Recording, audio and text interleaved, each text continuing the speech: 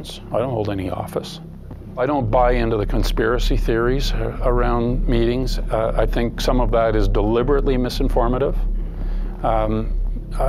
You know, do we need the media to be probing and to be asking questions? Absolutely. And there's no doubt about that. Can you have meaningful, productive meetings with the media present? Sometimes. Sometimes you don't, you know, if the media are present, you don't have a meeting. So, you know, you just have to, you have to do things, you know, with a certain practicality to it.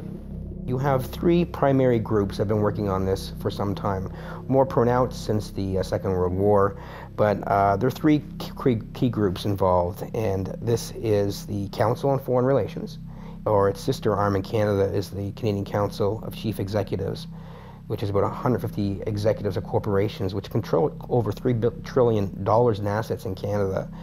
The Trilateral Commission, which is by and large looking for this world integration.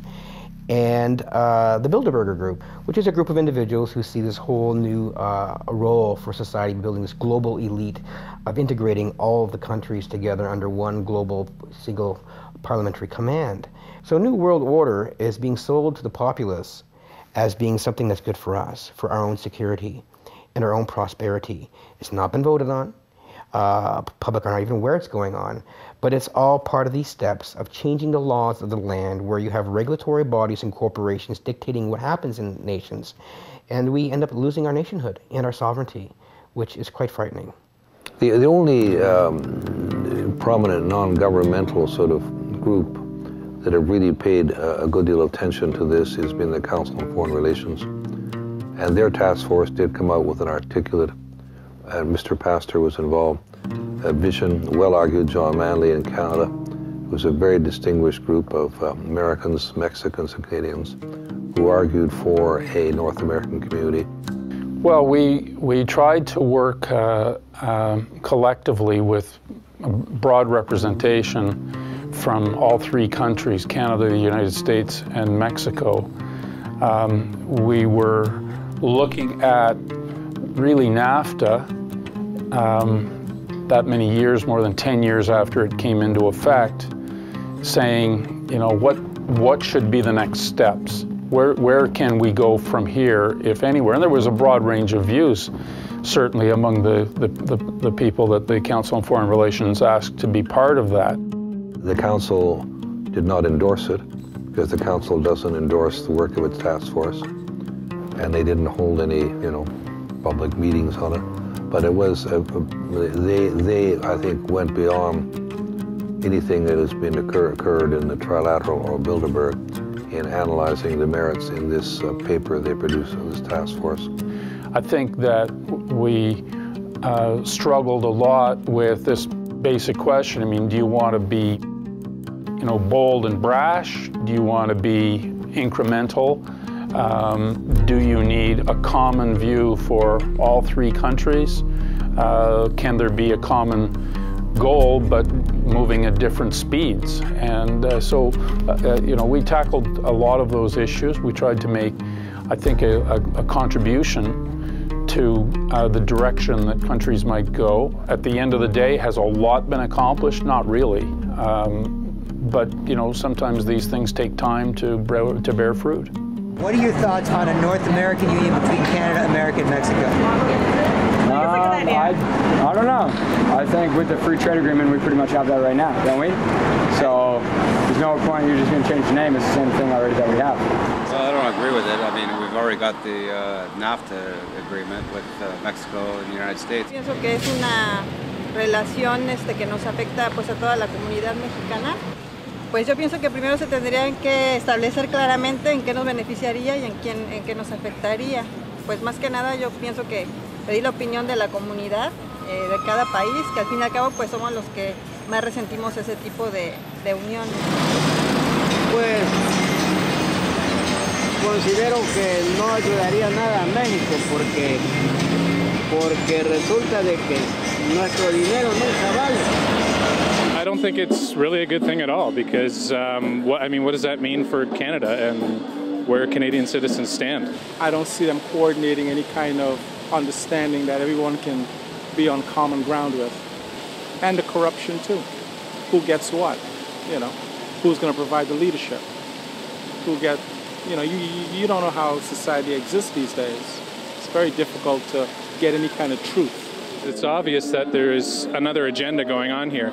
If this was something that was for everybody's benefit, I mean, it would be front page news. But because it's not, because it is secretive, you got to ask why. Why the secrecy? Why wouldn't they tell us about this? Well, because the corporate interests are basically the ones that are benefiting from this. And if anybody looked at the actual amalgamation and what they have proposed, they'll see that it's only good for the corporations. Do you think it would be beneficial for people or more beneficial for corporations? Look, gee, that's a tough question. I'm hopeful that it'd be more beneficial for people, but my feeling would be that it's probably going to benefit more corporations. Well, I think as an American and all other Americans should agree that it's obviously a plan to destroy national sovereignty. I think that if we're going to adopt laws from other countries, then we should have a say on it. I've heard about that, but I think it's going to be bad. In the event of a financial meltdown or any type of economic disaster, borders contain that disaster to that specific nation. And when you eliminate all borders, how do you contain things? You don't. I'm 16th generation Canadian. And you know what? I love our neighbors to the south. I really do. And I'd like them to remain our neighbors to the south. We have more control of our own destiny when we're not worrying about the other factors, the other people in our union. So if you're worrying about the Mexicans, what they might hold important, we may not. So I think we can get along with them and do business with them, but I think it's better to do it as an individual rather than as separate or as a union together. That's my personal opinion. It's almost inevitable, I would say, that happening. Why do you think it's inevitable? Everybody's becoming more interconnected these days, I think. I'm concerned. Yeah. Concerned. You're concerned about the future? Definitely. Yeah, no, me too. Yeah, me too.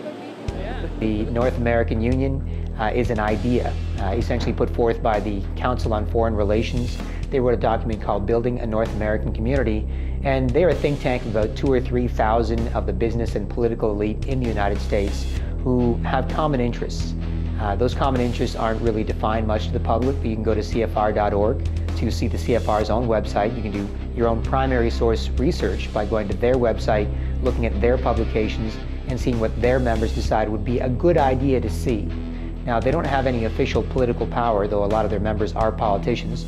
So what they do is they are a think tank of the business and political elite who come up with plans that the government adopts without the say of the rest of the public. Up until about 6 years ago, we never saw in major U.S. papers or Canadian papers, never a mention of Bilderberg. Now it's finally all over the place. Europe, it's all over the place. What is that a sign of? What is that a sign of that this is happening? It's a sign that an independent press is growing. What I don't know is, are enough of the public listening? That's my great prayer, is that enough of the public are listening. Because you can keep telling them, I can keep telling them, but is there enough of the public going to listen against the tidal wave of trash media? You know, all the cheap thrill stuff, all the commercial stuff. Are people really going to learn what's going on? Because what is happening to the United States, to Canada, to Mexico is terrible, terrible, terrible stuff. Can you talk about the American Union? I mean, the CFR writes the white papers for their agenda. They carry out Bilderberg's orders. That's on record. And even Lou Dobbs on CNN saying, American Union, end of Canada, end of U.S. They are actually, through the trade deals, already starting to bleed us.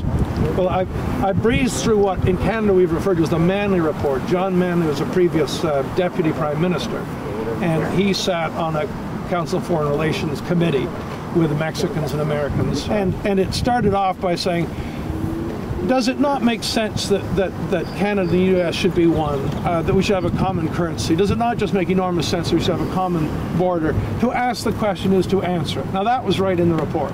I know they're just waiting for us to look the other way so they can whisk it through. They're upset about the fact that they're being exposed. Well, I'm sure they are. I mean, look at the tinted windows. They don't want to be seen. They don't want even anybody to know they're here. So I'm sure they're ticked, you know, and that's why we're here to try to expose them. The American Union is happening through trade deals. Just like the Euro back in the 50s when they first set it up was this economic community or this trade bloc.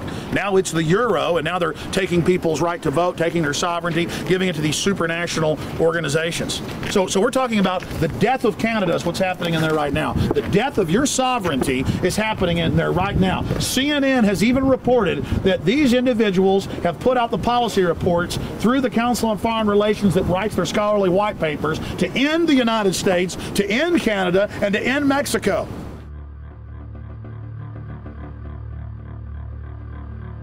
What is biometric identification, and how would this be applied in North America? Well, biometric identification is using the characteristics which are unique to each individual as a means of identifying who they are. And we currently use it between Canada and the United States as part of the Nexus program, where we have iris scan identification. So at airports, if you're a holder of a Nexus card, you can go and put your eye in front of a machine, and it reads your iris and it spits out a card saying who you are. And you can use that with your customs declaration form. So it's just a means of certain identification. There are different ways of doing that, but that's an example of one. That was kind of the thing that people mentioned. They said that, you know, this is one more step towards an Orwellian state of everyone being on a database or something like that. I've got news for them. They are already on a database. Oh, really? They are. Which database? Well, have they got a credit card? Yeah. Well, they're on a database.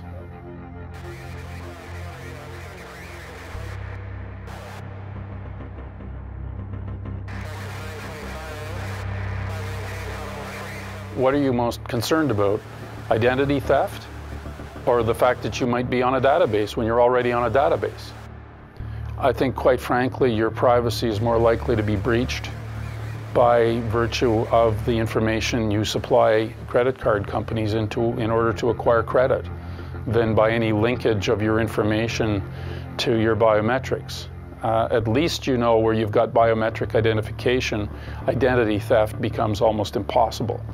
And increasingly, for many people, identity theft is a nightmare. Once it happens to you, you never want it to happen again. So in a modern world, you know, every technology has its upsides and its downsides, and for some of the benefits, sometimes there are some compromises. What are some of the lessons that we can learn from the old world order for the new world order? Well, I think the first and most important lesson is that if we want to build a community of nations in North America that goes beyond just enlarging the market, that we have to give serious thought to what our vision of the future is. And more importantly, how all three countries that are quite independent and sovereign ought to relate to each other in a modern 21st century world. Our economies now are very integrated. Our societies are growing increasingly integrated. What's needed now is a North American idea for all three. An idea that not only defines our shared history, but a shared destiny. If we are to progress together and collaborate in a new way, it's also important for us to develop a sense of being something larger, a sense of being part of North America.